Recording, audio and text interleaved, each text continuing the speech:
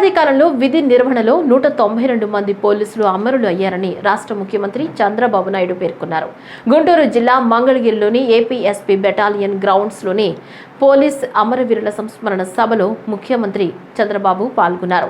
కార్యక్రమంలో భాగంగా ముఖ్యమంత్రి భద్రతా దళాల గౌరవ వందనం స్వీకరించారు. ఈ సందర్భంగా పోలీస్ అమరవీరులకు ముఖ్యమంత్రి నివాళులర్పించారు. అనంతరం నిర్వహించిన సంస్మరణ సభలో ముఖ్యమంత్రి చంద్రబాబు మాట్లాడుతూ పోలీస్ అమరవీరుల ఆత్మకు శాంతి కలగాలని భగవంతుడిని కోరుకుంటున్నట్లు పేర్కొన్నారు.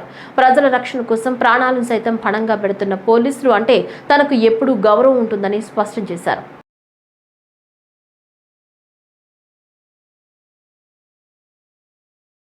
అమరుల వారు మార్టియస్ బుక్ ఆవిష్కరణ కార్యక్రమం. ముందుగా పోలీస్ అమరవీరులకి నివాళులర్పిస్తున్నాను. వారి ఆత్మకు శాంతి కలగాలని భగవంతుణ్ణి మనస్ఫూర్తిగా కోరుకుంటున్నాను. 1959 అక్టోబర్ 21న లడక్ దగ్గర మన సిఆర్పిఎఫ్ దళాలు చైనా సైనికులపై వీరోచితంగా పోరాడి 10 మంది అమరులయ్యారు.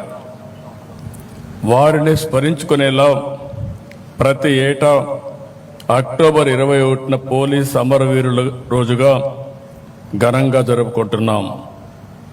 వారి త్యాగాలను బలిదానాలను గుర్తు చేసుకుంటూ మనం అందరం కూడా స్ఫూర్తిని పొందుతున్నాం.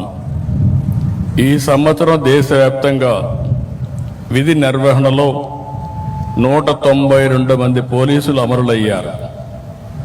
వీరికి నివాళులర్పిస్తున్నాను. వారి ఆత్మకు శాంతి కలగాలని భగవంతుణ్ణి ప్రార్థిస్తున్నాను. ప్రజల రక్షణ కోసం ప్రాణాలు సైతం పణంగా పెడుతున్న పోలీసులంటే నాకు ఎప్పుడూ గౌరవం ఉంటుంది. మీరు చేసేది కేవలం ఉద్యోగం కాదు, మీరు చేసేది నిస్వార్థ సేవ, దేశం కోసం త్యాగం అని చెప్పి కూడా విజ్ఞప్తి చేస్తున్నాను. లా అండ్ ఆర్డర్, అభివృద్ధి, సమిక్షేమం, ఉపాధి, ఉద్యోగ అవకాశాలు, సుఖ సంతోషాలు, ప్రజలకు భద్రత, ఇవన్నీ కూడా ఒకదానిపైన ఒకటి ముడిపడి ఉన్న అంశాలు.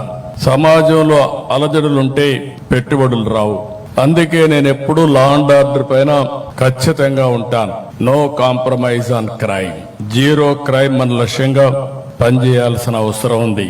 ఏవి పోలీసులు అంటే ఒక బ్రాండ్. ఫ్యాక్షనిజం, నక్సలిజం, కమ్యూనిజం, రౌడీయిజాన్ని అణిచివేయడంలో మీరు దేశంలోనే మంచి పేరు తెచ్చుకున్నారు. ప్రమాదం కావచ్చు, నేరం కావచ్చు, విపత్తు కావచ్చు, కరోనా లాంటి మహమ్మారి కావచ్చు, ముందుండి ప్రజల కోసం మొదటి అడుగు వేసేది పోలీసులే. మీ కుటుంబాలకు సమయం ఇవ్వరు, మీ పిల్లలతో గడపలేరు, ఎప్పుడు ఎటు పరిగెత్తాలో తెలియదు. పండగైనా, పబ్బం అయినా, ఎండైనా, పగలైనా, రాత్రి అయినా ప్రజల కోసం పరుగులు పెడతారు. ఎప్పుడు విధులకు వస్తారు.